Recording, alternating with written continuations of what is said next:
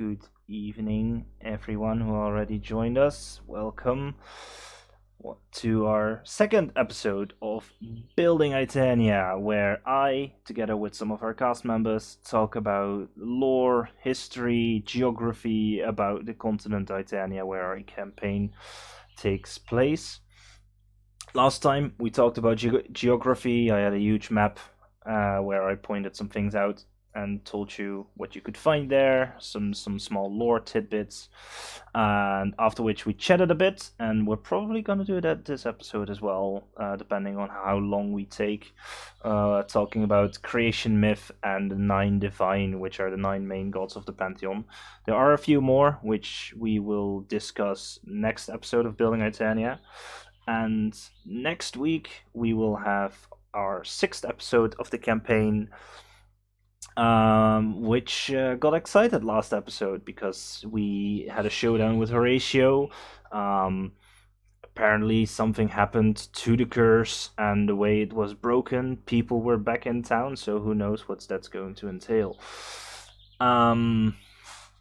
Once again, we started this show to support our local game store, the Game Force in Eindhoven, the Netherlands.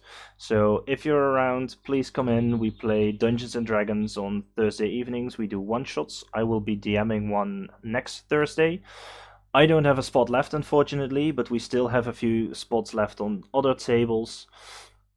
You can go to our website. You can follow the links in our socials, our Facebook, our Discord, where you can reserve a spot. Entry fee is €7.50, which is €5 entry fee and €2.50 for a consumption. Normally most people buy a consumption anyway, so it's not like you're losing money, and you can keep the consumption ticket for any following day you come as well.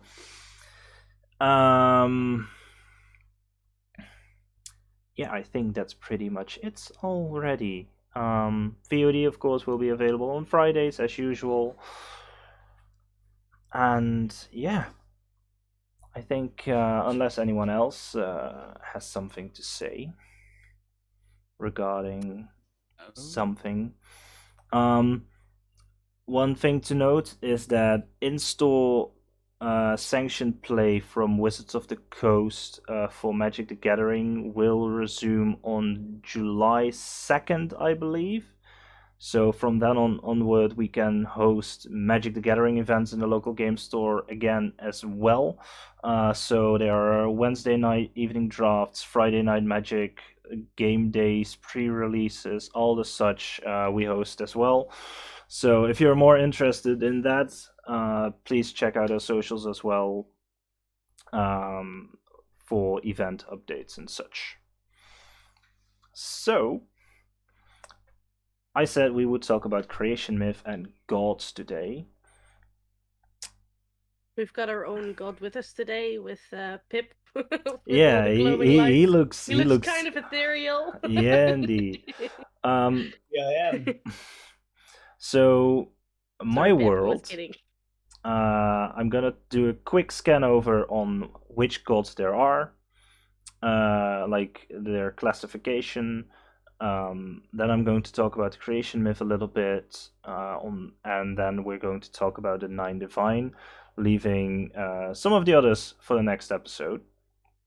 So there is the vacant throne, which used to be the seat of the one creator who created kind of everything. We're going to talk about him a lot during creation myth talk. There are the nine divine, which are basically nine gods that are ahead of the Pantheon. They're at the top of the ranking, basically. Each of them houses over a different plane of existence. And you might be wondering, but there are more planes of existence. I believe there are 16 in total.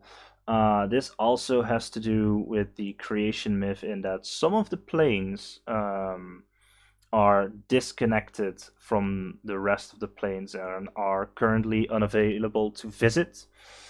So depending on the actions of the party in the campaign, who knows, maybe some new tethers can be created. But there are some planes that are currently considered forgotten, unavailable. let's see. Then there are the 4 primordials, which are they're lesser deities, and they are the creators of the elemental planes. They are the Knights of Grace and Malice, which are gatekeepers to the higher planes. There's 8 of them, 4 Knights of Grace, 4 Knights of Malice. Why are there 8 and not 9? We're going to talk about that a little bit later in the next episode, because there are lore reasons for that. And then there are the Elven Lords. The Elven Lords are more Feywild spirits, archface and such, with more power, basically. For most elven folk, they are considered gods, but for technical lore reasons, it's not like they can grant powers to clerics and such. But there are no gods in the more I can't think of the word. Divine sense? Yeah, something like that. They're not divine, they're more spiritual. So let's start with the creation myth. And if you guys have any questions, or anyone in chat has a question, you can interrupt me. I'll try to answer it as good as I can. I don't want to spoil too much. There are, of course, things that the players can find out in the campaign, but we're going over the most basic creation myth that most folk who walk the material plane know about. So, in the early beginnings, there was only the world known as the Astral Sea, or the Sea of Stars, however which way you want to call it. And in all this nothingness, in this grand expanse of nothingness, there is a figure. And this figure will later be known as the One Creator. Basically, you can kind of... the world is kind of... it started out monotheistic and became poly, because it started with one creator who created everything, but then lesser gods were created, creating a pantheon. But at first there was just the one creator, and from one of the stars in the Sea of Stars, he plucked a seed, and from that seed he created a second, a daughter to himself. And he created his own daughter because he didn't want to feel lonely and he wanted to care for something. However, as she grew older, he wanted to give her a gift. And so he plucked a second star from the Sea of Stars and planted in the ground. And from this seed grew a tree known as the Yggdrasil, the tree of life, the world tree, which grew out to be a monstrous tree. Like, you couldn't even fathom how big it would become, like miles and miles and miles and miles across. In this tree, underneath the roots and in its branches, fruit starts to grow. And in these fruits, the little daughter created worlds. So every single piece of fruit became a plane of existence. For example, you have Elysium, Isgard, Nirvana, Mount Celestia, the Beastlands. All those outer planes grew inside these fruits. And these fruits, these worlds were basically playgrounds for her, where she sculpted creatures and created divine entities to look after these worlds and protect them from harm in any way. However, at one point, the daughter grew sick, and eventually died. The father, the one creator, stricken with grief, decided that this entire world tree that was a gift to her was a painful reminder of something that he had lost, and he decided that he wanted to destroy it. However, the gods, the entities that his daughter created, had become sentient and powerful, and they, of course, did not want their worlds to be destroyed. So they grew rebellious, and they fought against the One Creator. However, the One Creator, all-powerful as he is, they stood barely a chance. So they came up with a trick in order to, instead of slay him, capture him. In the heart of the tree, they created a world that would now be the material plane, as the heart of the tree. Encased around it, they created the Feywild and the I'm blanking. The Upside Down. Oh, why am I blanking on this? This is so bad of me. Shadowfell. That's the one. Oh, that's so bad of me. I'm so sorry. That's okay. And then they tasked 4 primordials to create an outer shell of that as well, creating the 4 elemental planes.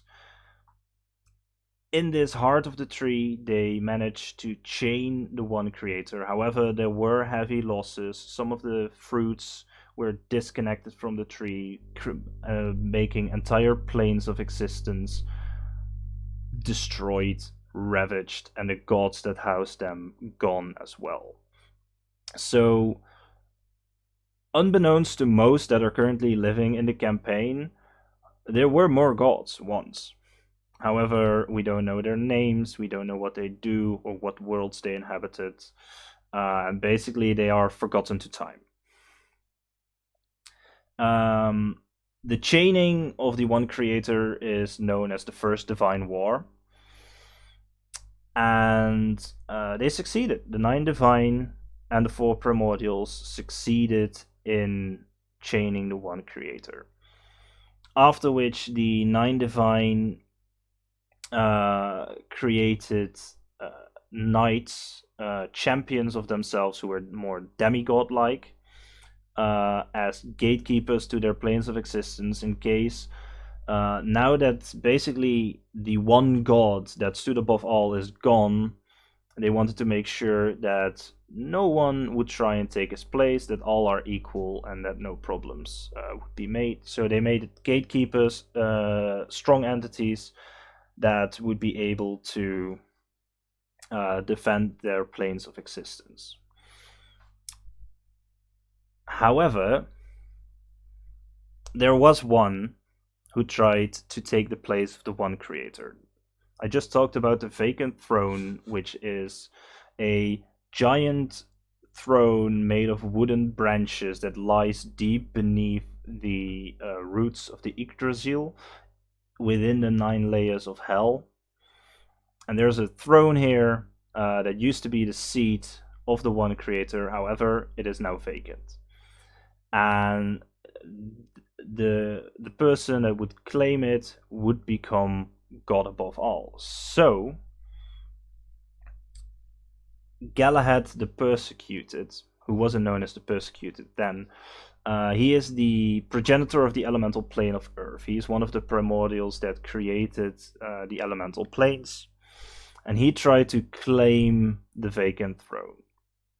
Of course, no one would agree with that, and there was a second divine war, in which even humans who now existed on the material plane, and elves and dwarves and other races that came from outer planes into the material plane, joined in on the fights. Some fights were even fought on the material plane itself, with some humans with power almost equal to the gods, who were blessed by them and such, started an uprising as well. Galahad, at the end of this war, was chained through a similar trick as they used on the One Creator to his home plane, the elemental plane of Earth, where he now functions as its heart.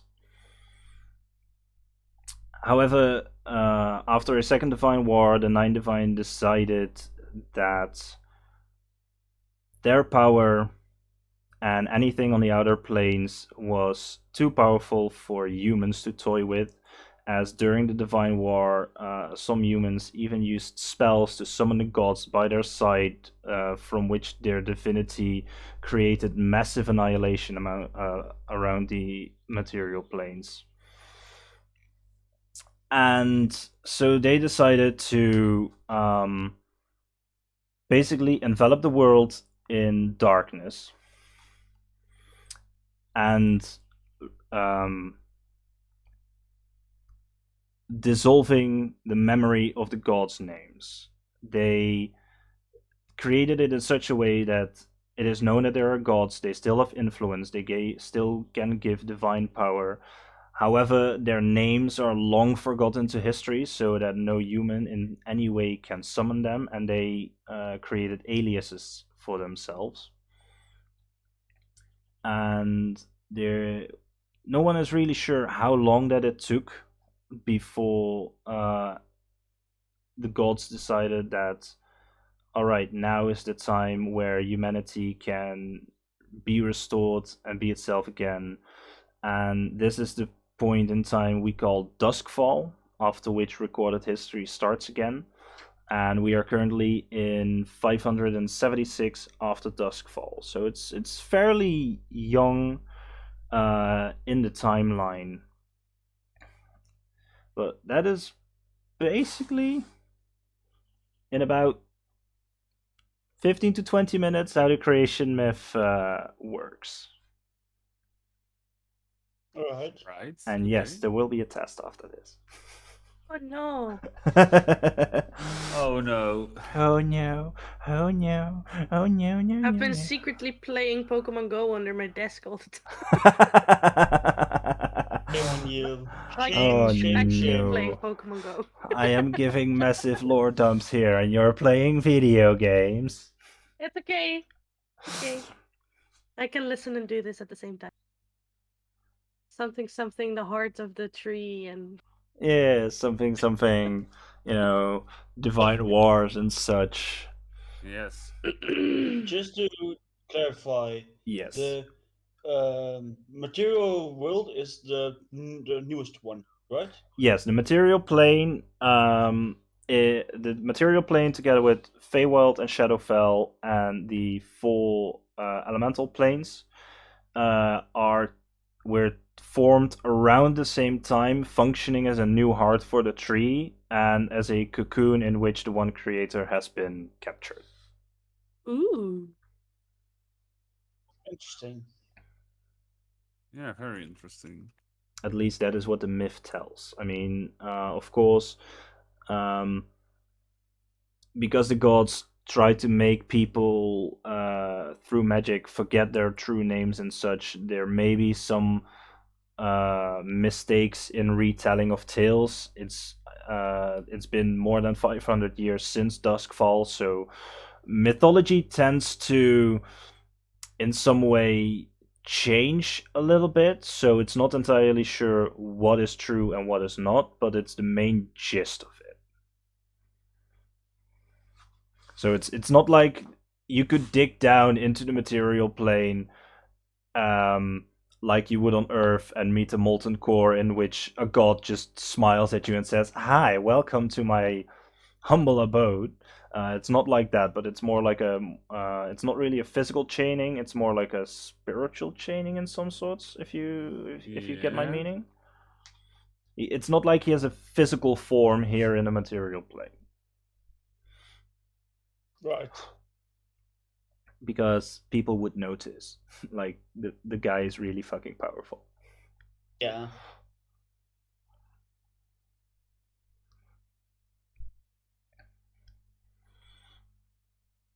No further All right. questions. No further I questions. do actually have another question. Yeah. Ask away. Oh, yeah. Are the gatekeepers the ones that you told something about there being entities that protect like the pathways between uh the realms? Or not the Yes, realms, the the external planes, yeah, the the outer planes. planes. Are the gatekeepers the protectors, or is that something else entirely? Basically, the first things the daughter created, is what is now known as the Nine Divine. There used to be 16 worlds. Now there are only 9 left because war casualties and stuff. Those are the real gods and protectors of the realm. The Knights of Grace and Malice are more like the gatekeepers of the pathways between. So if you in some way, for example, you would in some way, via plane shift or a gate spell of any sorts, create a gate to Eastgard, for example, you would have to deal with Magnus the Sacred Flame first, as he is the gatekeeper to Eastgard. Right. Because most gods do not really like humans interfering in the outer planes, because, well, after 2 divine wars, they're not really happy with them. Fair enough. Fair enough. Yeah. They are We're very not humans, though, so we're good. they are very paranoid of a 3rd divine war happening. Yep. It's just a But matter none of of us are time. humans, though. True. They think it's just a matter of time before an entity rises up and tries again to take the vacant throne. Yeah, I can see that. For those who watch Critical Role, Ukutawa. Sorry. Came drifting up in my mind. All right. I have no idea what you're talking about. Me neither. All right. So the 9 planes that are currently known to exist are Elysium, Eastgard, Nirvana, which is also known as Mechanus, Mount Celestia, the Beastlands, the 9 Hells, the Abyss, Hades, and Limbo. You Basically, forgot the 747. what? You forgot the 747 planes. Never mind. What? I'm just mute. Plane, different plane. Like an airplane. Wow. Okay. Yeah. I'll mute myself for a few minutes. I'll put myself in. Okay. Time out Maybe you for should me. stick to that Pokemon that Go. that I've been working night shifts the past 2 weeks. I am very tired. I don't get jokes as fast anymore. So, the 9 Divine. The 9 Divine are also a little bit synonyms to the 9 alignments. It's not like a good god can't do bad things and a bad god can't do things, but their general alignment aligns with the 9 alignments you have in Dungeons and Dragons. So lawful good, chaotic good, true neutral, all the things. So we'll start at the top left, which is lawful good, which is the poet. The poet resides over Mount Celestia, and she is the goddess of healing, life and death, and the transition in between, fertility, and rebirth. If you would think of in clerical domains, some death clerics worship her, and most life clerics do. Those are basically the two main, clerical subclasses that worship her. Grave clerics on rare occasion do as well. Most of the time, she is depicted in clerical robes, depending if statues are in color or not. But most colorations has her dressed in red with a harp. Some other depictions depict her with the belly of a pregnant woman, or running her hands through running waters as soul pass through her to the afterlife. And most, like I said, most clerics that are more the more healing kind of clerics worship her. Alrighty. And what kind of paladins do worship her?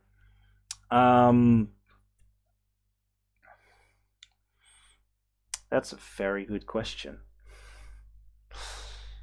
Let me quickly get some paladin subclasses pulled up. At least Oathbreakers don't, but No, but not. most Oathbreakers don't really follow any god anymore because they broke their oath.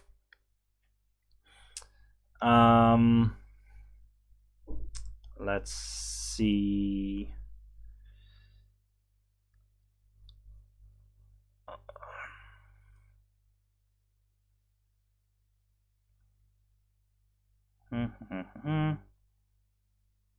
There are quite a few.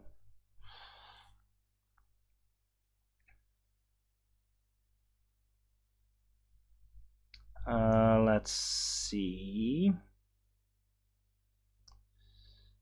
Devotion, probably one.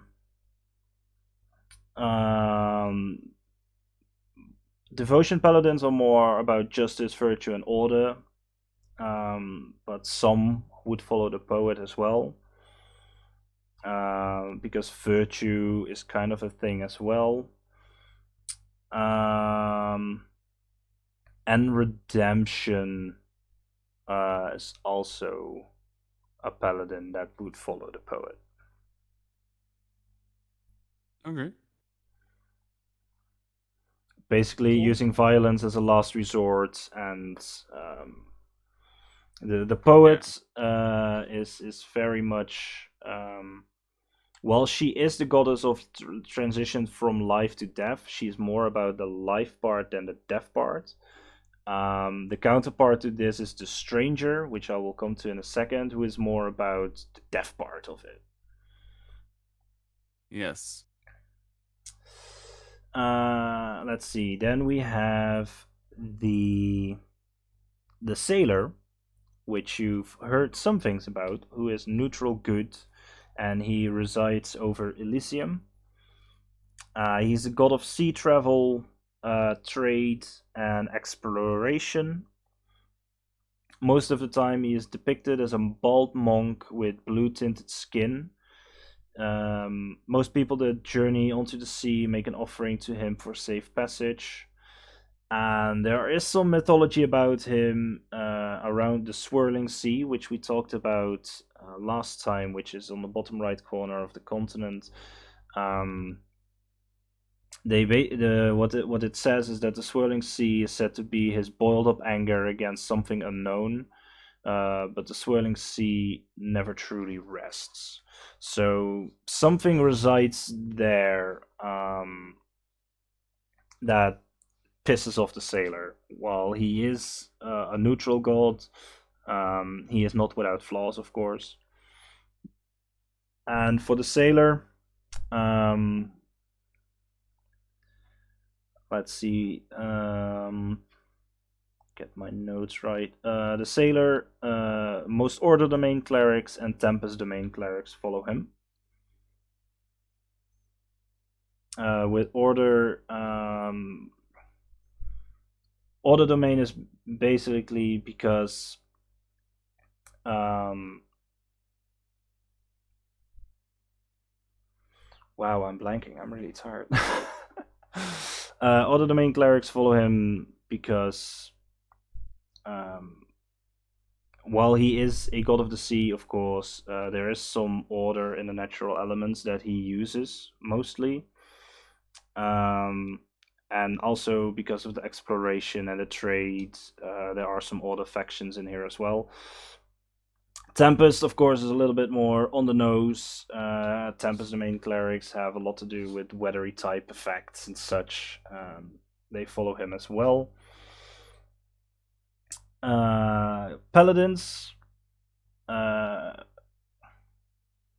some Oath of the Ancients would follow him, but not a lot.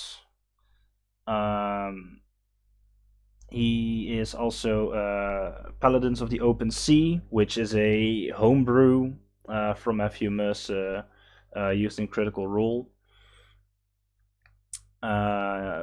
Those Paladins would follow him as well.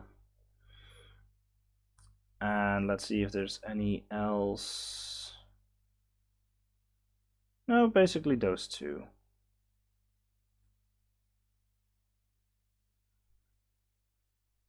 Get my notes back up.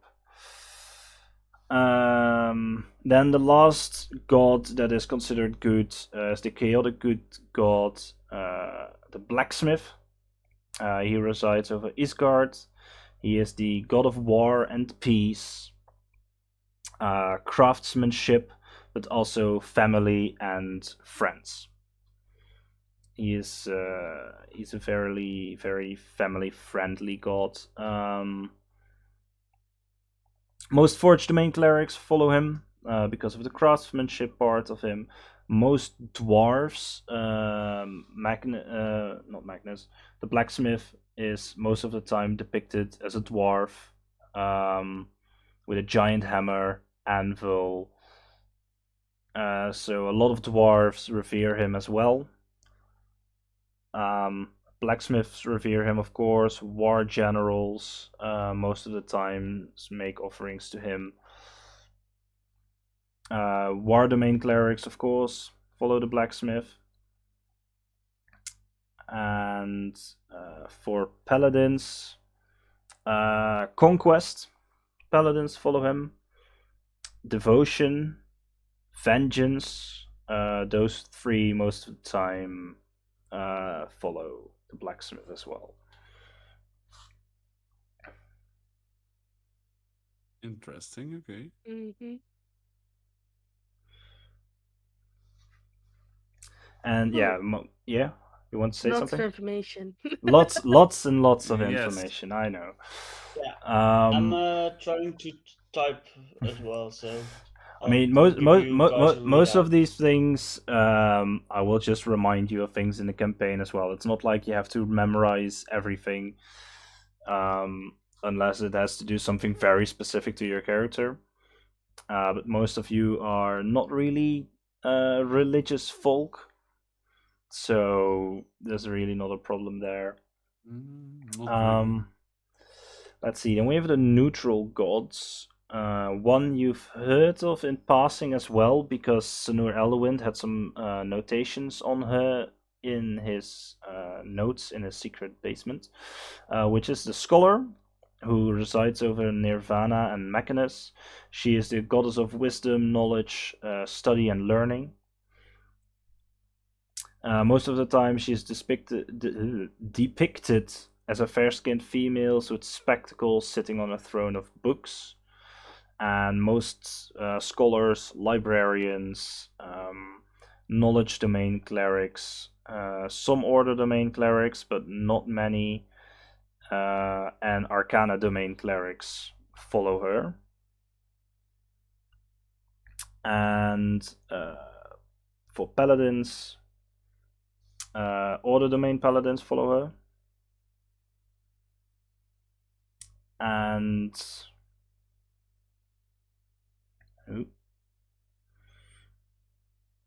What alignment is she linked to? she's lawful neutral. And she's very much about passing on knowledge. She is also considered the keeper of all knowledge. Basically, if you would get a glimpse into what she knows, your head would basically implode with information. She knows everything. That's kind of her thing. Omnipotent god.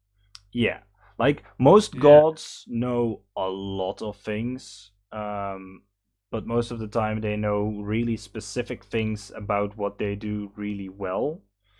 And most of the gods, they have a very clear view of what's happening on a material plane. However, the scholar is instantly aware of things happening, and she is continually gathering knowledge. And most of her followers, um, their main goal in life is gather knowledge and share it. She is also the keeper of the true names of Might be a all the good one for gods. Zilmoira, actually.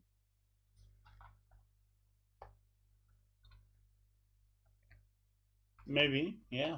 It might be, yeah. I'm mean, also thinking what yeah. Cork would Yeah, would do. it's same for same for me with Akira. I think if you're just looking at Nine Divine, because Cork is an artificer, the blacksmith would be a really good fit for him. Yeah, it's either the blacksmith or the scholar. Yeah, But had a little bit of both. Yeah, but it's a yeah. poly. Yeah, but it's a poly world, so you could. You have can both. worship multiple gods. Like Yeah. Yeah, it's not true. it's I not probably it's not like you can say, well, I do not believe in the gods. They do not exist, because no, they do exist. It just Yeah, depends it's on like it yeah. depends a little bit It's more like on in which ancient tenets you Greece. follow. It's like in ancient Greece. It's what you need at the moment, and Yeah, there's multiple gods, and you believe in all of them. But it depends on what your interest lies in and who you connect with the most. exactly. right. Yeah. Like if you are a sailor, you trade with ships, you live in a port town. Most of the people that work there or live in such a situation will follow, will have more to do with the sailor. That's why you see that in most port towns there's always a temple or a shrine depicted to the sailor. It doesn't mean that you have to devote your life to him, but most of the time that is the god you will gravitate to. Same goes with people who are blacksmiths or dwarves.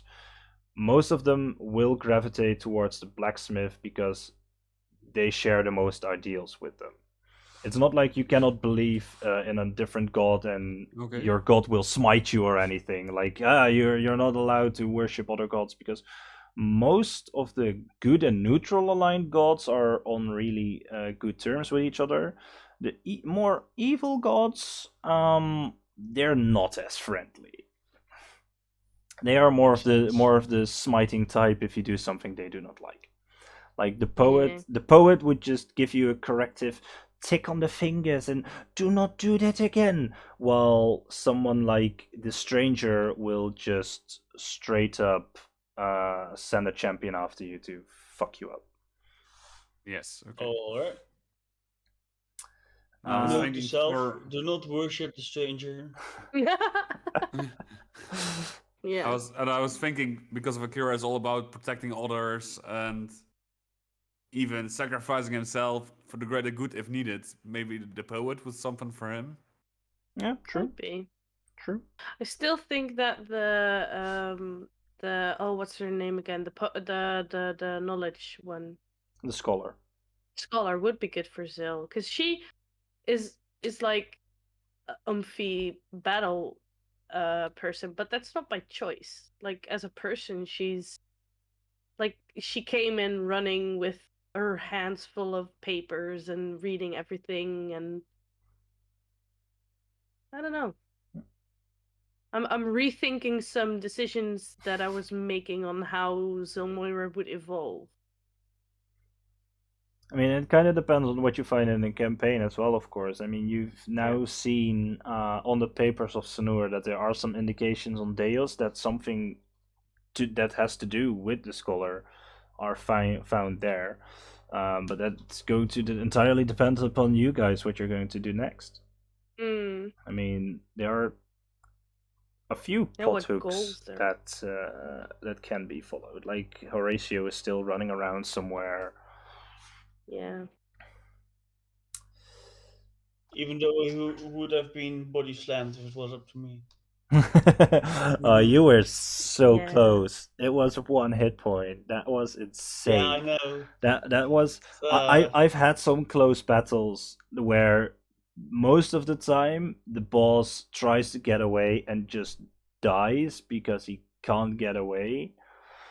This is, I think, the first time that he actually managed Yeah, to just it get to away. just 1 hit point. That was Oh, a 1 in 6 chance of you killing him, and unfortunately, but you know what? It does give me great joy thinking that he probably would be running for his life like all through town with a Tomatron behind him. Yep. I Yeah. mean, there are a lot of people walking around who are very confused about what happened.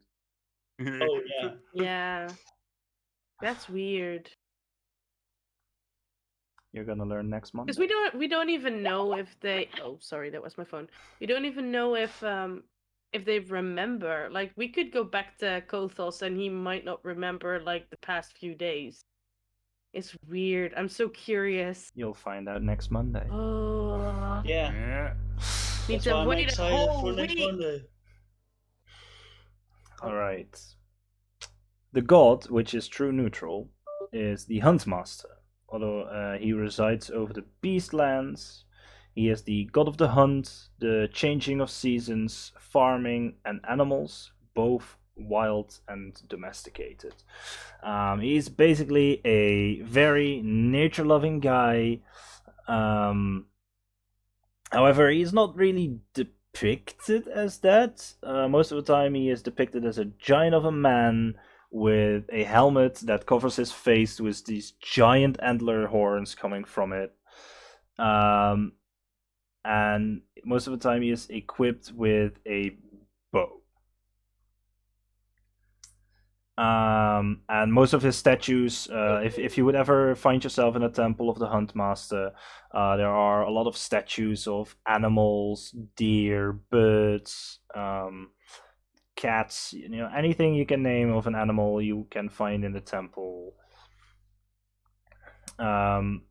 Just like the Temple of the Sailor in Fort Castra, which has a layer of water in it, in which fish swim around. Some Huntmaster temples also have like bird nests built in pillars so birds can nest there.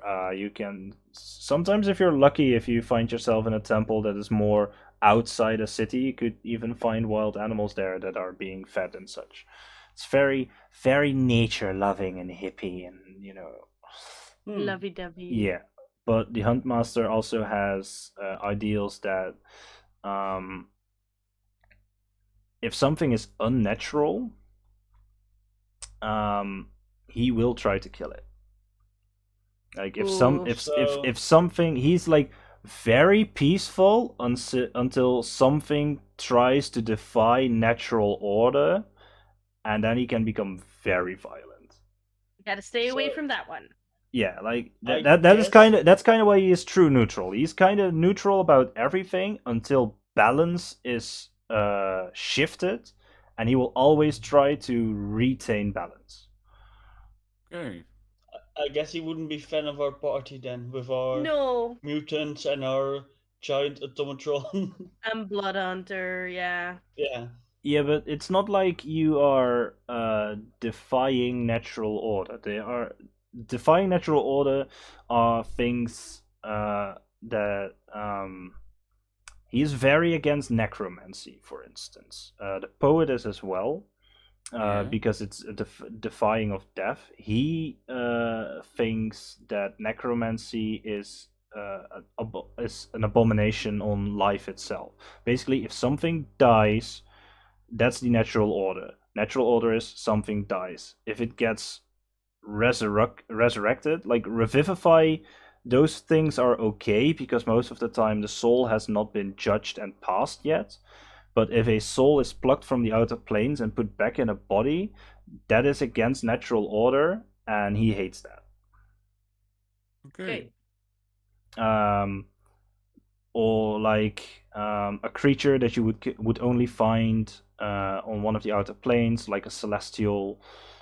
if it would in some way find its way to the material plane, that is against natural order. And he will send a champion to deal with it. Dun dun dun. Besides that, so yeah, he's all about balance in nature.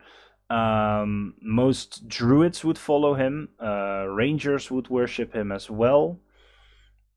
For clerics, for paladins, it would be order paladins as well. Some order domain clerics would. Nature domain clerics, of course, would follow him. And nature domain. And one more. Just nature domains actually. Yeah.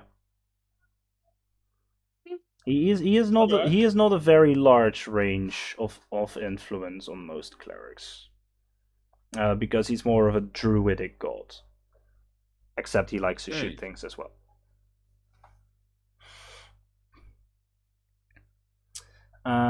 Let's see. Then there is Chaotic Neutral, which is the Storm Herder, and she resides in Limbo. She is the goddess of weather, natural disasters, calamities, and land travel.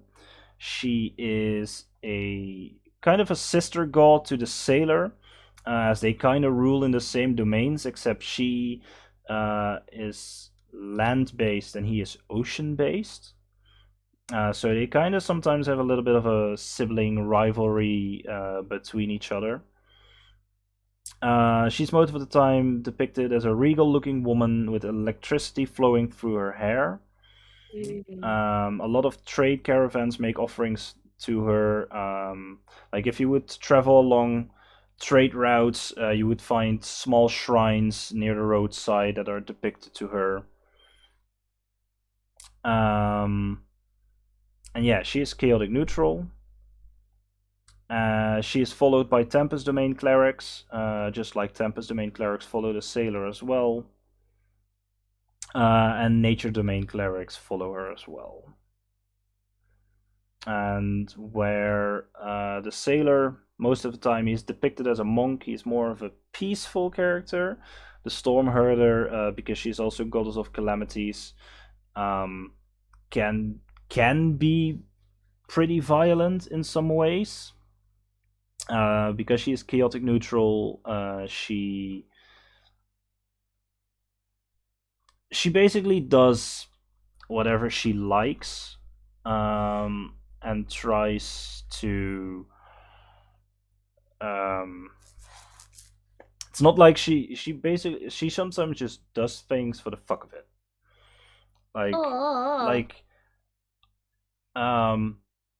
This cleric of mine, or this person who's worshipping me, he doesn't really deserve it, but let's give him a random boon and see what he does with it. She does very chaotic. Yeah. Basically, most of the time she just does things to see if it works out. Yeah. If it doesn't, she's experimenting with people. Yeah. There is a very big temple dedicated to her on top of Ashen Peak. Volcano calamities. And there is a temple dedicated to her, fairly new one, near the Scorched Flats as well. Well, that was not a natural calamity. Well, yeah, it was a calamity. It was a calamity, and it still resides there. And some clerics and such gravitates towards the area to see if in some way it can be fixed as well. Fair enough. Then there are 3 evil gods. Dun dun dun. They are evil in the sense, it's not like they are world destructive or that they want to get to the vacant throne and be the god above all. Most of them don't really have those kind of ambitions. but they are a little bit more fuckery, depending on which god you have in front of you. The lawful evil god is the Clockbearer, and he resides in the 9 hells. He is basically the Yay. closest god that, because the vacant throne itself resides in the lower ring of the 9 hells. The Clockbearer has no power there. It's basically a powerless void. No god can enter that domain, basically. But he has some domain over the rest of the 9 hells. He is the god of fate, time, and destiny. Sometimes he's depicted as an older, wiser man with a long grey beard. Other times he's just depicted as a young boy. But he's always wearing the same kind of robes with repeating symbols on it, gold threads that depict fate lines, and there's always a clock hanging around his neck. Father Time, basically. Yeah, basically Father Time, but like evil old Evil. grandpa Father Time. Yeah. He basically he has the threads of everyone's fate in his hands, and he can just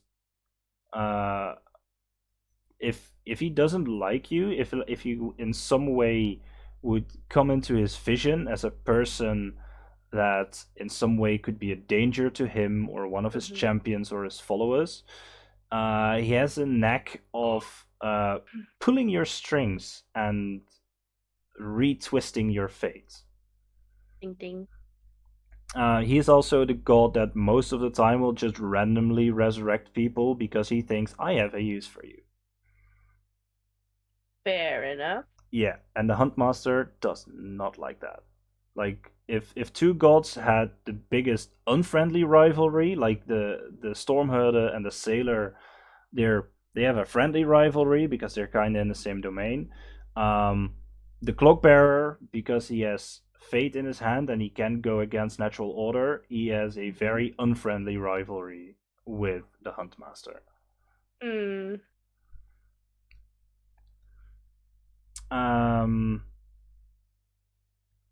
Let's see. Oh yeah, cleric domains. Order domain clerics will follow him. Sometimes death domain as well, because of his fuckery with fate. Arcana sometimes follows him. And basically, these are just a little bit of guidelines. If you would play a cleric, like, these are a few gods that most of the time you would. But if you are a nature domain cleric and you think that how the Clockbearer goes along with fate and against natural order, that's also kind of nature. So you could think that if you like rationalize it in some way, any cleric can follow any god, basically. But you will see that most of the time, certain clerics will gravitate towards certain gods. Right. Just to clarify, he is not a god of necromancy, right? He's not a god of necromancy. However, he does necromantatize. Yeah, kind of. Basically, what he will sometimes do when a person dies and the person's soul will go to whatever fate would befall his soul, if he goes to the 9 hells or to the abyss or Mount Celestia or anything, whichever would be his afterlife. Sometimes he just plucks you away from your transition. Because, for example, you're being judged to go to Isgard, but he still has a use for you in some way, and during that transition, he will just pluck you away from your transition and put you back in your body, and basically resurrect you. I see. Okay. And he kind of has a knack for that. And there is a way to recognize people who are resurrected by him, but I'm not going to tell you how.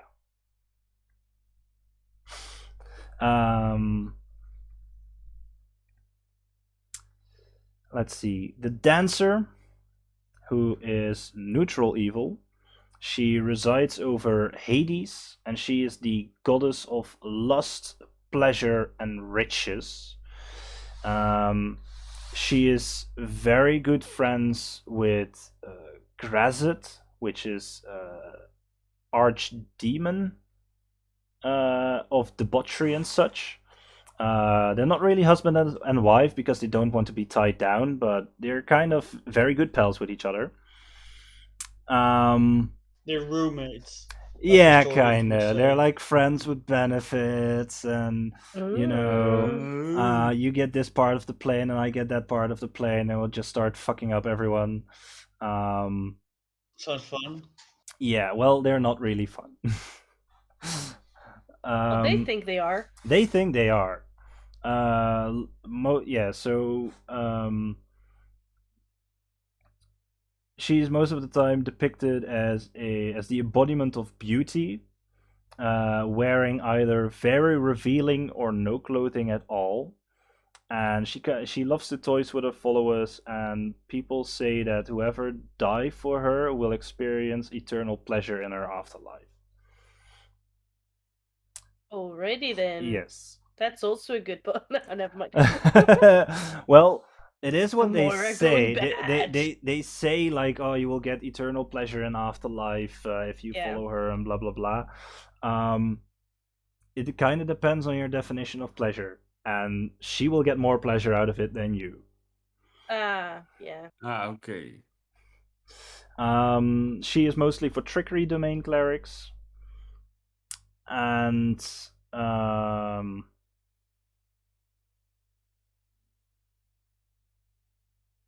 yeah, most of the time just trickery domain clerics. I might be forgetting some domains, but Probably has a lot of weird cultists, right? yeah. Have you ever read the Da Vinci Code? Yes, I I've have. seen the movie. There is a point where the main protagonist, she talks about her grandpa, I believe, who was like Yeah. in a cult a cult or a worship to the Virgin Mary and the Holy Grail and all that. Yes. They kind of had sex rituals and such. Yes. That's kind of her Yes. thing. Uh-huh. That's like rituals to the dancers. Most of the time are just massive orgies. Okay. To keep things fun and interesting. Yeah, exactly. Last but not least, well, it depends on your definition of least, but the stranger, I think, is a very fun god. He is chaotic evil. He resides over the abyss, and he is the god of deceit, trickery, and poisons, and also death. He is kind of the exact opposite of the poet, where poet is very much about life, the stranger is very much about death. He's mostly depicted as a man wearing green-clad armor and a bird mask, kind of resembling a plague doctor. A lot of thieves and assassins revere him as their prime deity. He is also a trickery domain god. He is a death domain god. And also kind of a life domain god. Some life domain, like the more evil inclined life domain clerics, also sometimes follow him. And because of his chaotic evil nature, the stranger is one of those gods that he rarely deals with clerics. He is most of the time he is a warlock deity, because he very much likes to make a pact, grant you some powers, but he's also very easy to take them away. And he just generally likes to mess with people Yeah, he's like the marionette person. Yeah, like, exactly. Yeah. Master. Oh, Pip Oh, just I- died. No. Oh, he's back. Some technical Dang difficulties. you, trickery gods! Oh no, he got It wouldn't be poisoned. a Forced Gamers D&D stream without technical difficulties. That's true. Very true. That is Yeah. very true.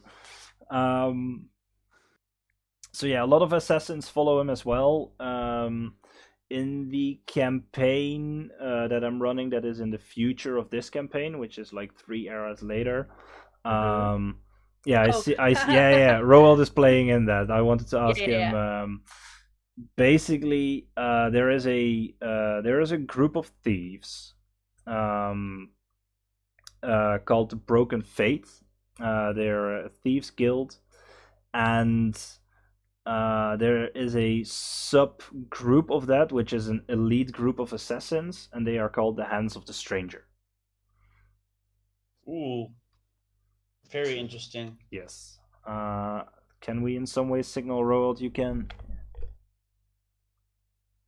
Can you see me? You can put your headphone back on. Yeah.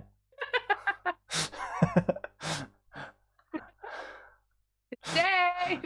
We were trying to signal you, like, if you can see me, you can put your headphones back on. Yeah. I couldn't.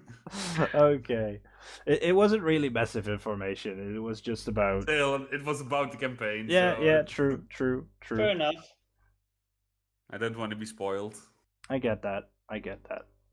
Mm. We still have a little bit of time left, about, an hour or so.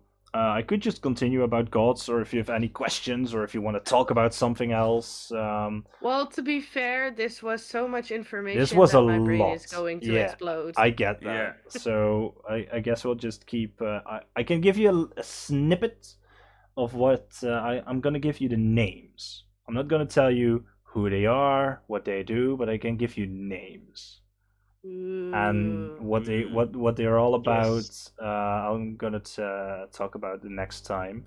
I'm gonna do them in random order. Basically, these are the Elven Lords, the Knights of Grace and Malice, and the 4 Primordials. I'm just gonna do them randomly, so you don't even know who is who. So there is Galadriel, the Knight of Pearls, Magnus the Sacred Flame, Lorien the Eldest Born, Vesca, the Light of Fate.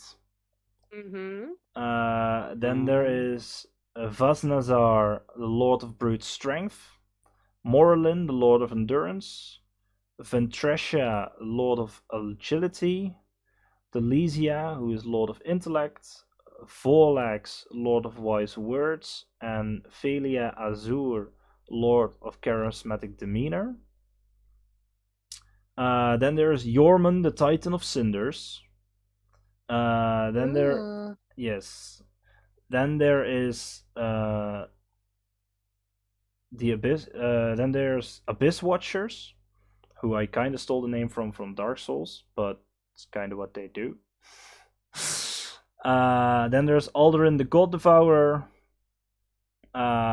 Then there's the Crippled Prince. We have Nauticus, Lord of the Ocean Floor, Sitana, the Fallen One, Galahad, the Persecuted, and Orion, the False Prophet. They all sound like, you know what? They do. All of them sound like they would have very nice metal bands named after them. Yeah, definitely. Probably, yeah. All right, that sounds interesting. But that's for next time, right? That's for next time. Yes. Next time, yeah. That would be in that would be in 2 weeks. Yes, because next week it's session 6 of the campaign. Yeah, I'm very excited. I'm excited, yeah. I am excitement. I am also scared. Why? Yeah. There's nothing to be scared of. Sure. Well, What? There is never anything to be scared of. If Horatio comes back next session, that would be hilarious, wouldn't it? Don't give her our ideas. I was about to make a very bad joke at the end of the last Oh, session, but please share it now. right. Well, I was about to say that if there was Twitter, he would have been Horatioed off of Twitter. Yay! That is a I know. very bad joke. Yeah. Oh, we can maybe talk about our characters, about how because we leveled up. Like you we did. leveled up to level 4. Yeah. Maybe we can. Did we talk about it on stream? What you did with your don't level up? I don't think know. we did, Not right? yet. I Yeah. think No, we not did yet. off screen. Yeah, I think we did it after the stream. So if you Yeah. want to talk about your level ups, yeah, sure. I'm getting my character. I think Zilmoira. I think that both Hidden Arrow and Hakan took their ability score improvement. Hakan Yes. on Wisdom and Hidden Arrow on Dexterity. So I believe they're on 18 Wisdom and 19 Dexterity respectively. Yes. And I took. And I think you 3 took a feat, right? Yes. I did, No, yeah. I did not. You didn't? Okay. Oh really? I thought No, you. I took the. Yeah, I was thinking about it, but then again, I chose the ability score now because now I have a +5 bonus and a 20 on my Nice. intelligence. That's very good. I took Savage Attacker, so once per turn I can re-roll my weapon attack, my damage. And I can choose which one of the 2 rolls I get to deal damage. So that's a good one. I can only attack once per round still though, because that's next level. I think level 5. I can hack twice with my axe. Mm-hmm. But I think that's a good one for my character to like keep the high damage up. Because we managed to calculate that my minimum damage is gonna be 10, and my max damage is gonna be 21 if I hit something. For a single If- attack. Which is For a pretty single insane. if I use my mutagen and my blood right. That's a lot for level 4. Yeah. Like what I have what- a low health score, so that's Yeah, true. levels out. I mean, Plus, I lower my health with every time I use my blood rights or my blood maledict. So I think rolling max damage, Hidden Arrow can't reach 21 yet, can he? No, wait. He shoots with a bow, so that's a D8. 2 sneak Yeah. attack Yeah. dice, which is 2d6, plus 4, so that's 12, 20. 22? He could reach 24. yeah, But that's that's yeah, also max pretty good. damage. yeah. The only one thing is that with that mutagen, I also get a disadvantage on dexterity. I think I roll with disadvantage on dex saves. Yeah, that is kind of annoying, but then again, it's probably worth the +3 damage, strength. right? Yes. Yeah. Yeah, Good one. definitely.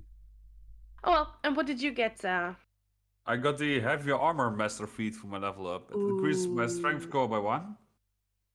And while you're wearing heavier armor, bludgeoning damage, bludgeoning, piercing, and slashing damage that you take from non-magical weapons is reduced by 3. Ooh, that's good. Nice. Because my character is all about protecting others, and Yeah, that's a good one. so I thought that a little bit more durability, so you can protect more people, would be nice. Fair enough.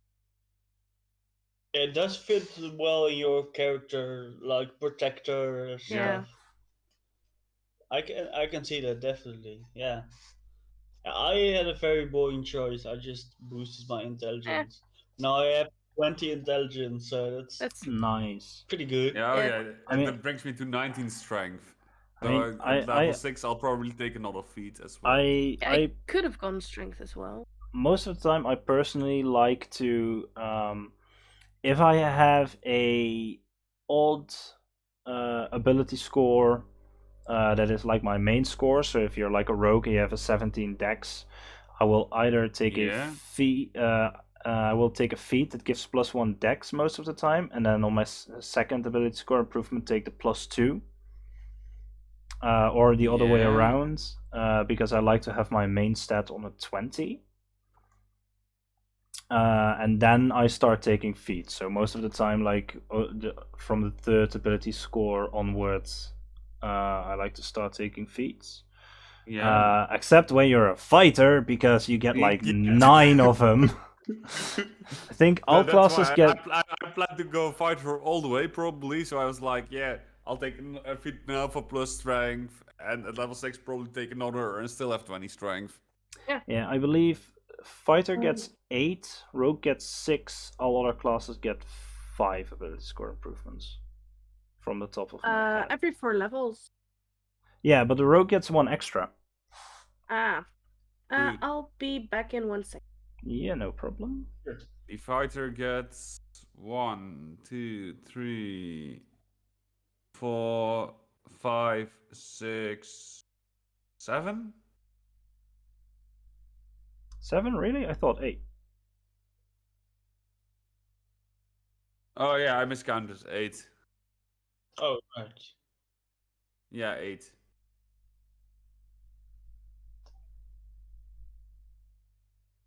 So yeah, that's what I did. I'm still thinking because as a fighter, you're now with the Tasha's rules, you're allowed to change your fighting style with level with. Yeah, with your ability score improvement, you also can change your fighting style. fighting style. Yeah.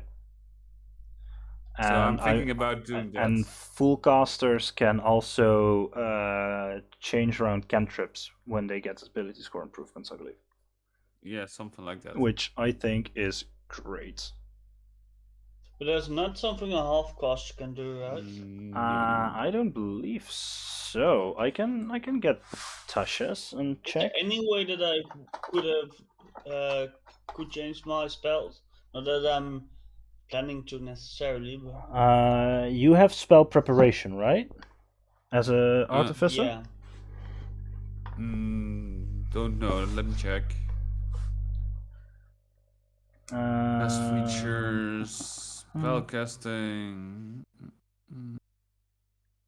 Preparing and casting spells. When you gain a level in this class, you can replace one of the artificer cantrips you know with another cantrip from the artificer spell list. So it's not just on ability score improvements, it's just every level up you can switch one cantrip if you want to. Yep.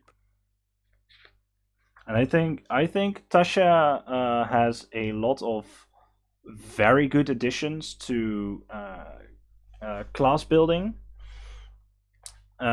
because of switching out cantrips, extra abilities, stuff like that. Personally, I don't like that you can that you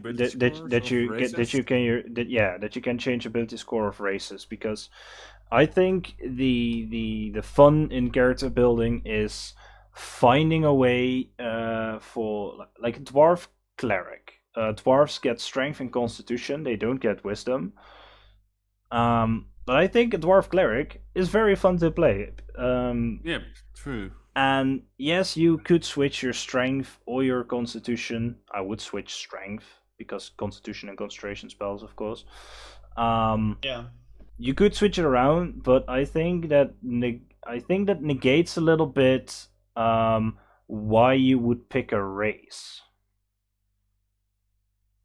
Because if I want to play a cleric and it doesn't matter anymore what race I pick except for some secondary abilities like dark vision and stuff, I think picking your race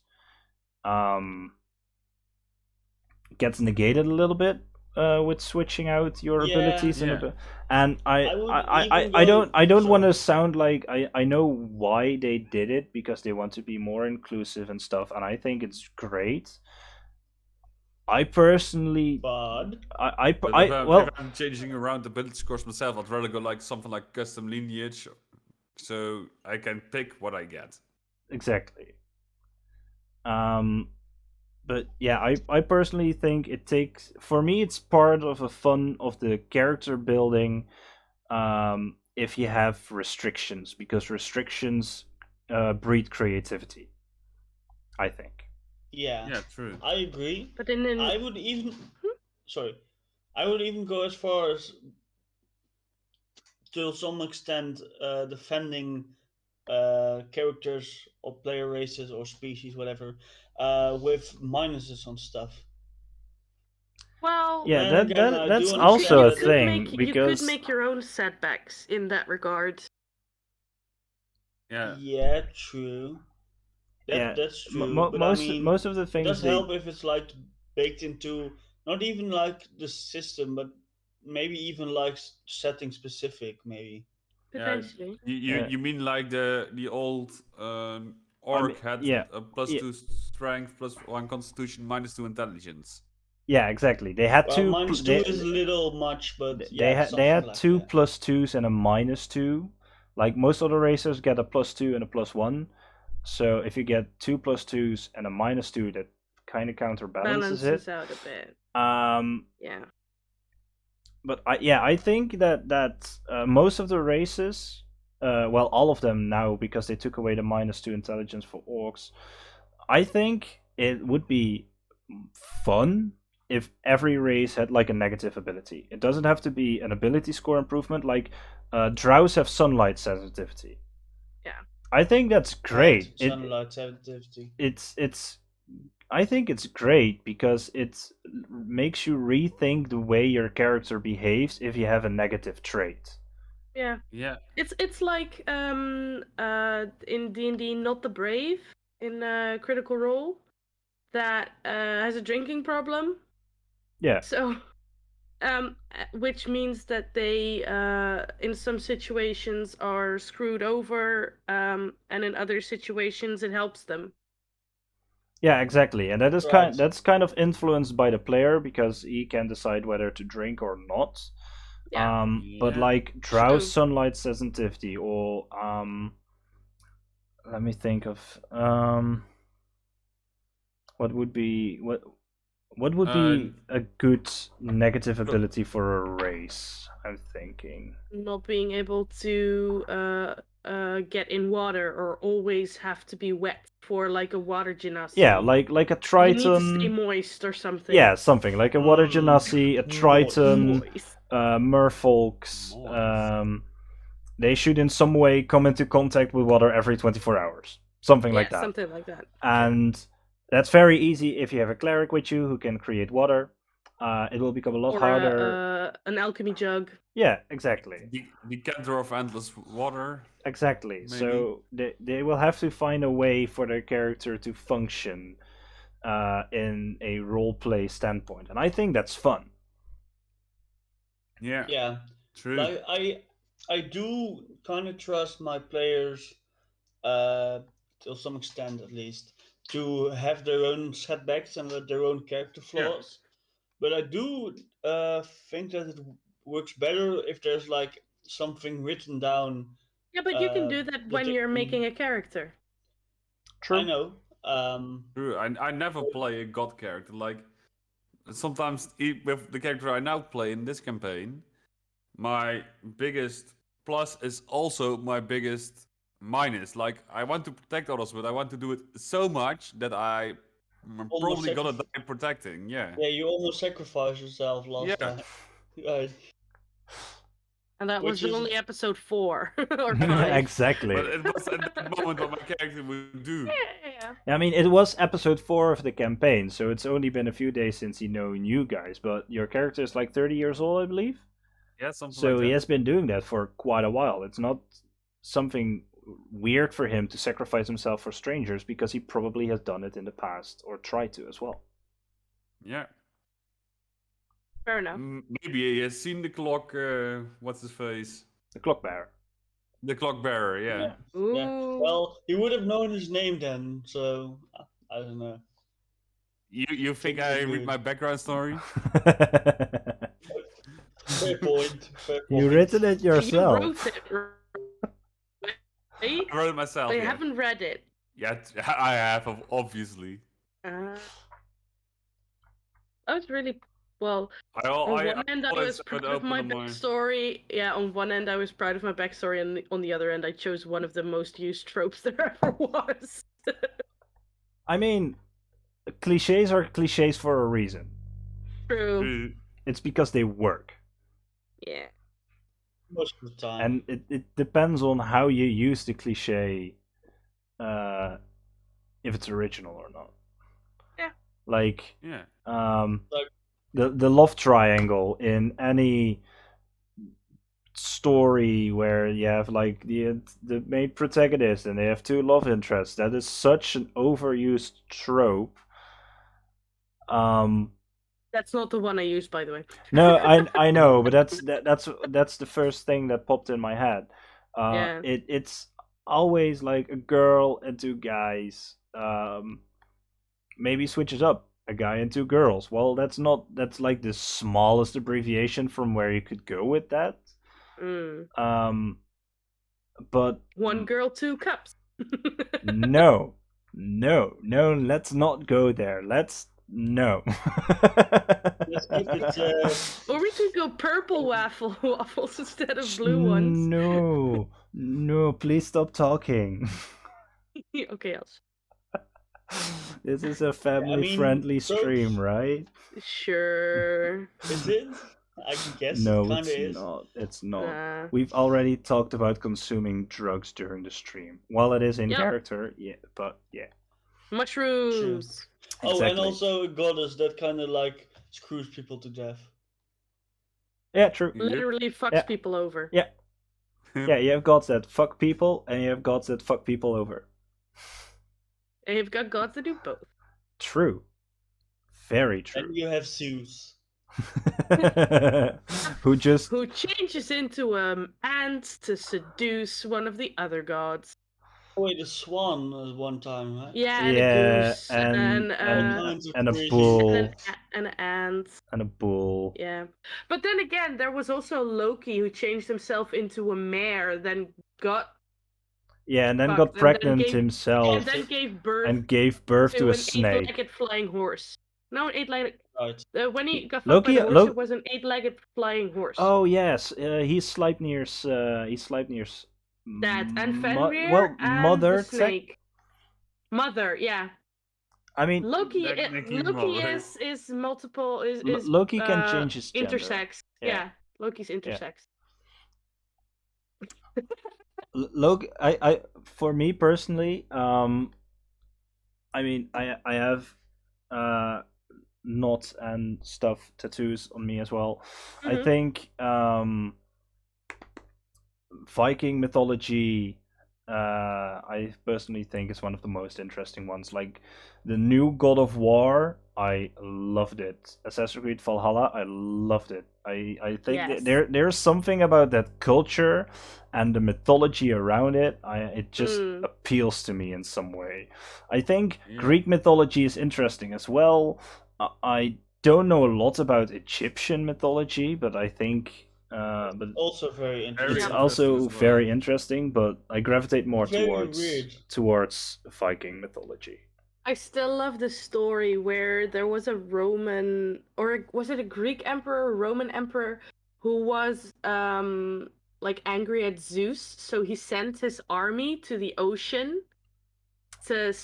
No, he was angry at Poseidon. He was angry at Poseidon, so they started to attack the water, and 3 legionnaires actually died.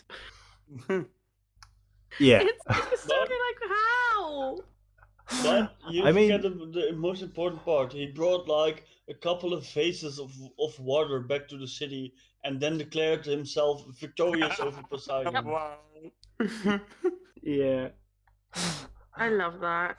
Like there are It's so there are weird. some weird stories from those times. It's Like in Egypt, you have the myth about Isis. I believe that she cried so much that the Nile went over the Yeah, Nile. That's why the Nile overflows every year, because the queen's crying. yeah. I also kind of can remember story of a Egyptian Mhm. god who was fed to an alligator, and then his wife tried to put him back together. She did succeed in putting him back together, except for his groin Yes, area, which I do believe he used like a living snake or I something to think replace so. it. That does ring a Something very bell. weird. Yeah. And Yeah, he was the Does ring a first guy bell, that was yeah. like mummified. That's yeah. where the whole tradition came from. Yeah. But So I'm not a just so He you basically know, there very are Frankensteined them back together. yeah, there are no gods in my world with snakes for penises. far as we Okay. know. At least not yet. There are now. There are now. All They just gods made have. them up. Yep. It's gonna be like the Traveler Con 2.0. The Hunt Master now his body is completely made out of animal body parts. Dun, No, dun, no, no, it's not. So, dun. No, it's does not. he He's just a have the very right to bear big burly arms? man. Yeah, does he have the right to bear arms? That's when the pip mate. Slap Well, him first. and on that note, we're gonna end tonight. He will send a Yeah. bear to eat your arms. No. Like if you No. like, there are normal honey bears, and then if you meet a bear that is like 7 foot tall, gnarly, full of scars. Basically the one from Brave. The big black bear, Morgul. Yeah, yeah. Mordu. Like a lot of animals are in some way connected to the Hunt Master. So it's not like he mind controls every single animal, because that would take so much work. But yeah, there are, like, in mythology, there are legendary creatures that are in some way connected to him, that are hidden deep within the woods and mountains of the world. Like the white stag from Narnia, I believe it is. And I think Yeah. there's also a white stag in northern mythology, like something like that, something like an animal that shouldn't really exist, but in some way does. It's just an albino. It's like a unicorn. Yeah, I believe there's also a white stag in Shadow and Bone. Like, that's a Yeah. cliche. A white stag. Just Yep. any mythology, like a white stag is a creature that in some way leads your path. Mhm. That's a cliche. Yep. That's why they're in front of Santa's sleigh. Because they lead his way. Yeah. Right. It kind of reminds me.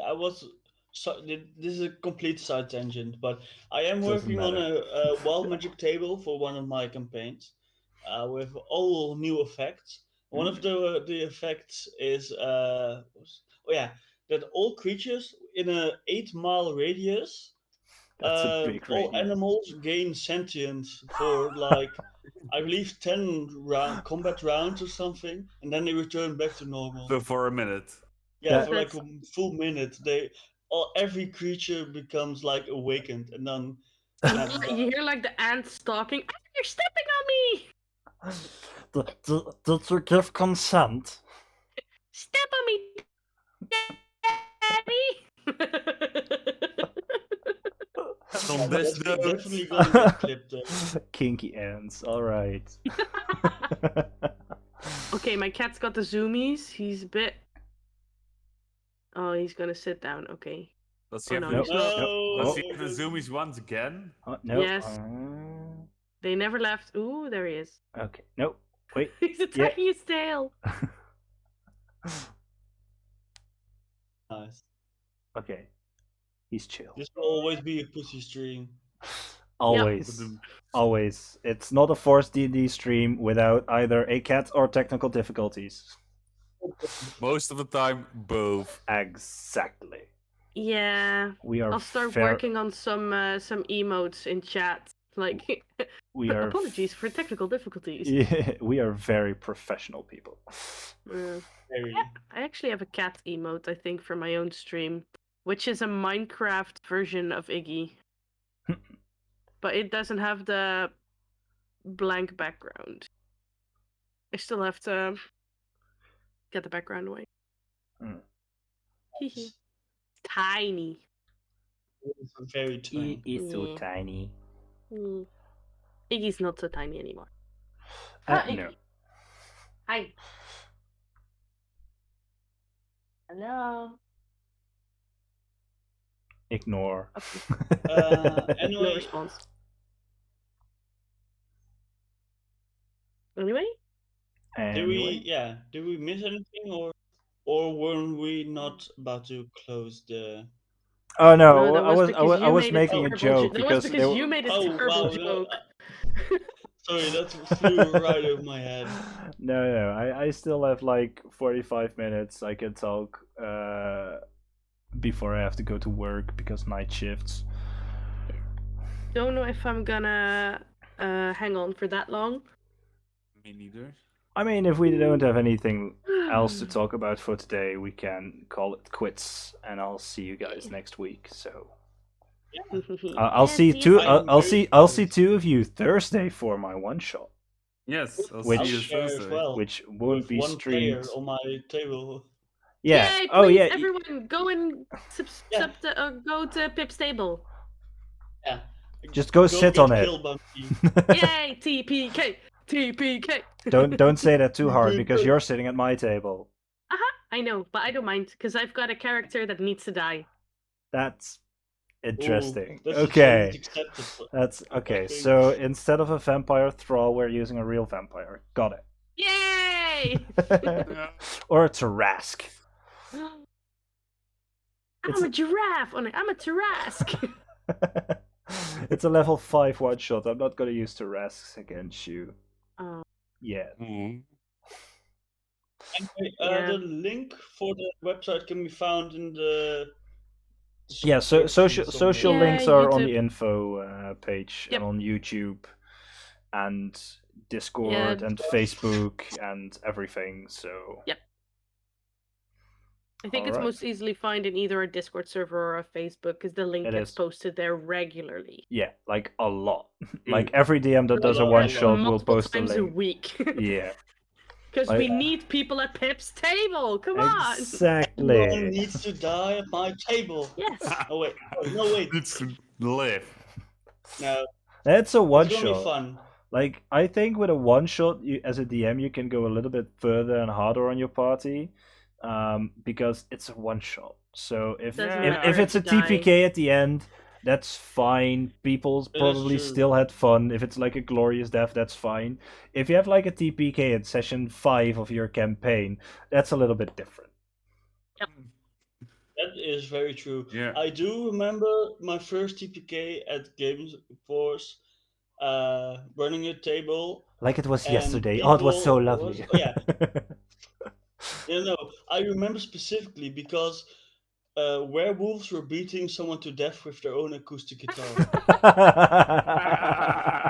So yeah. Yeah, that's nice. Wow. I thought you were gonna say that werewolves were beating someone to death with their own arm, and that would have been amazing as well. Like, why are you hitting yourself? Why are you hitting yourself? Chip, chip, chip, chip. Yeah, I My- got a TPK because at the Game Force because they were fighting a Medusa, Ooh. and I think you talked about it last time. I don't. Yeah, I think I did, but Doesn't matter, Someone just went tell. down the stairs first. Pip wasn't and there. They triggered a trap that made it into a slide. So they slid Yay. down, Ooh. looked into the Medusa's eyes, and failed that save by more than 5. Oh, so everyone Ow. just instantly. Insta-died. So she instantly got petrified. Yep. Oh, that's rough. Yep. Became one of the animated armors that helped her. Ooh. I've never had a full TPK. I've had a lot of close ones. I've had like 3 games where one person survived. Twice that was me because I ran away from battle because Yeah, that was exactly, in my like, character description. That is Like- something that a lot of players tend to forget in the heat of the moment. You can try to flee. Yeah. Like Like most the most first- parties just start fighting to death, and if they die, okay, they die. But you can flee. Yeah. But Akira one- will fight to the death if And needed. in a one shot, like I get it, in a one shot you will probably just likely fight to death. Survival doesn't really matter for future games, but in a campaign especially, you are allowed to flee Yeah, true. and come back stronger and better than ever before, and then get TPK'd again because the boss also got stronger and better. Yep, sounds good. Yeah, exactly. That's what's gonna happen with Horatio, though. Exactly. He only just got a taste of his powers. No, but we helped him, so he should be grateful. Yeah. Maybe he is. Yeah. For now. Well, we did kind of like skewer him to an inch of his life. Only So slightly, a little bit. I mean, the only thing he did the first combat Slightly round a was little create a bit. wall of water, and then you started stabbing him, so he stepped back. Yep. Well, yeah, okay. he was laughing maniacally in a cage of bones. Coral, technically, so, Yeah. but yeah. That's Yeah. also bones. Like dried coral is the bone of the old coral that was there, the living coral. True. True. True. Wait, could a necromancer use coral to create an undead creature? Couldn't do much, but yes. I mean, if you wouldn't have any. if you coat bones in silver and then animate them as objects, skeletons won't register as undead. Perfect way to get around the cleric. I made an undead army of animated bones. They're not Yeah. undead, they're animated objects. Wow. I mean, there are a You lot of could go like Oh, please, Nick, please don't tell it to Wesley in our own campaign. He's gonna do that. Oh, I know. I know. I did read something the other day about like petrified T-Rex bones, and they could indeed be used as like what's it called, animate object stuff instead of like create undead. Yeah, And then because you have like a because they're giant fossils. yeah. Yeah, basically like animate a piece of armor or something. Like Yeah. But then you have like a giant T-Rex going. skeleton. If you're happy and you know it, clap your ah. No, One of my like favorite pictures rules as ever. written, there are a lot of dumb things you can do, especially with some spells. Oh yeah. Like Yes. Glyph of Warding. If you put it in a book and then put the book inside a bag of holding, technically the book doesn't move 10 feet, so the glyph doesn't get dispelled. So you can keep putting Wow. glyphs on empty pages in a book, all with the same trigger, as long as you have the diamond dust to cast the spell, because it is 100 gold worth of diamond dust to cast the spell. But you could create a book with 300 pages of glyphs, and just basically they all trigger at the same time because someone who is not you opened the book, and that's 200 glyphs of warding, and that's like 600 d8 of damage in different Wow. damage types. It's just a nuke. You can build a nuke in D&D if you want to, Yeah. but it will cost you a Do lot of diamond dust. Cool things with mega modding. Yeah, like if you Like put a it, naughty. And then turning it inside down as a cannon. yeah, exactly, Yeah. because it will launch the objects that are in it. So, and I believe a bag of holding can hold like 5,000 arrows. Yeah. That's a boatload of damage. Yeah, for the sake of it, I'm not gonna allow such debauchery in my campaign because I know what will Aw. happen. That like bag of holding are boss one-shot machines. That's just not fair. You know that I can create Yeah. those, right? Can't we just put a portable hole inside a bag of holding? That's, I mean, if you can get both at the same time, you're allowed to. We'll see what It'd happens. implode on you though. Yeah, Yeah. It would. implode. It would implode on you and suck you into I a know. demi-plane, and you're gone forever. Oh, last Friday I had such a thing because I'm playing Tomb of Annihilation with a crew, and there was an NPC that I stole some arrows from. I used one on like an enemy. It did 7d6 extra damage. as a level 5 that Jesus. only does 1d8 or 1d10 damage with an arrow, that was a bit much. I didn't expect it to be that good of an arrow. I have, What kind of weird arrows were I they? have no clue. I still don't know. I know how much damage it did. I know that it did some weird arcane blood stuff to whatever I hit. Like it started bleeding profusively. And I still have 3 of those arrows left. I'm gonna use them very sparingly.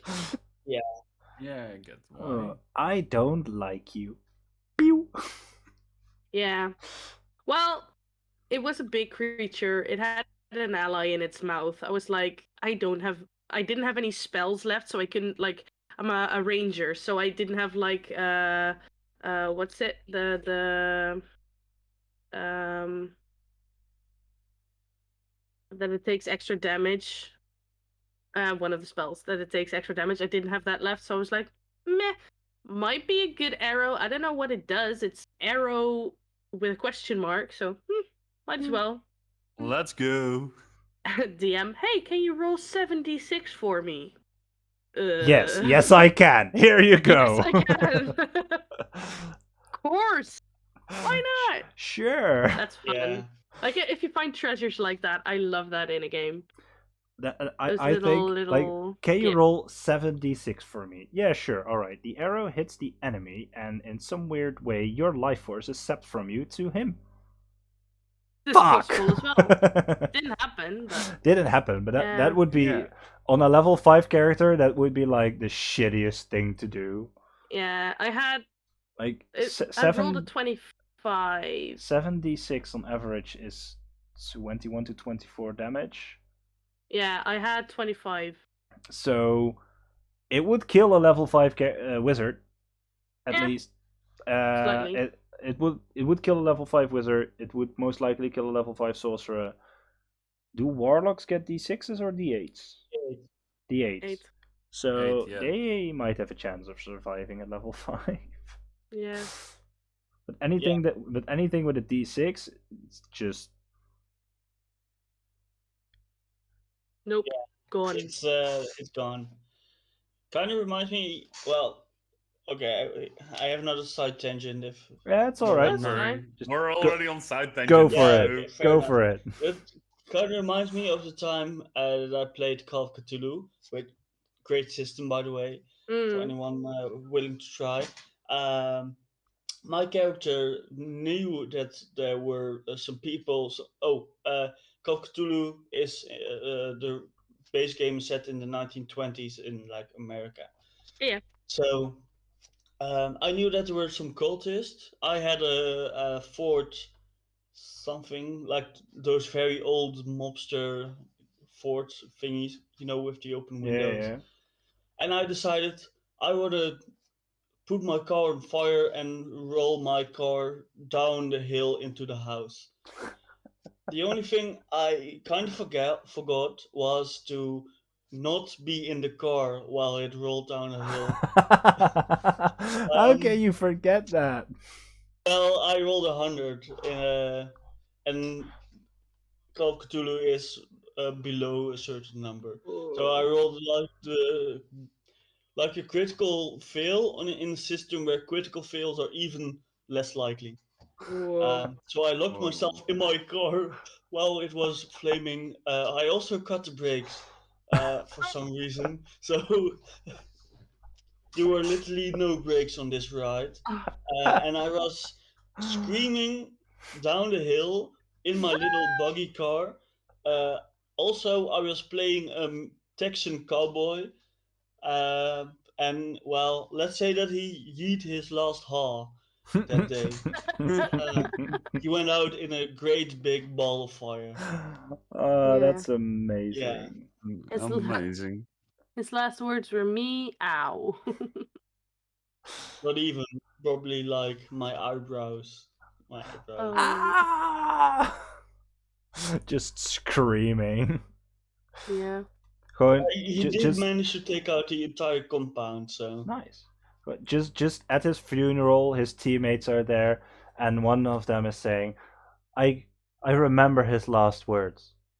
Ah! Wow. Something Who like got that. the Yeah. fucking brain? Well, I It did. My was character did. you. There was literally no one else to blame but me. Yep, that sometimes But yeah, happens. that was a lot of fun. It was a pretty long campaign too, so yeah. But it was worth it. That's good. All right. I'm wondering with Toa, because it's we're some sessions go quick, some sessions go slow. True. Yeah. Like we've Yeah. had sessions where we went to 5 locations, and then there's a session where we simply walked one straight road, and that was it. Yeah. I remember like the sessions that take place in one shop while they're like arguing with the shopkeep. Oh yeah. Oh, Welcome to D&D, where 2 weeks travel can take 10 minutes and a fight of 20 seconds will take 4 hours. mhm. Yep. Yes, definitely. All right. On that note, I think we're gonna end tonight's stream. I had fun talking with you Okay. guys. I had fun talking about the Yeah, gods me. of this world. Yes. And My brain hurts, but it's okay. It's a good hurt. Yeah. Yep. Knowledge. Knowledge. Knowledge for breakfast, lunch, and dinner. Yeah, And you'll starve. And a midnight snack of potatoes and gravy. Boil 'em, mash 'em, stick 'em in a stew. Exactly. All right. Thanks for joining, everyone. And we'll see you next Monday. Till then. Bye-bye. Bye. Ciao. Bye.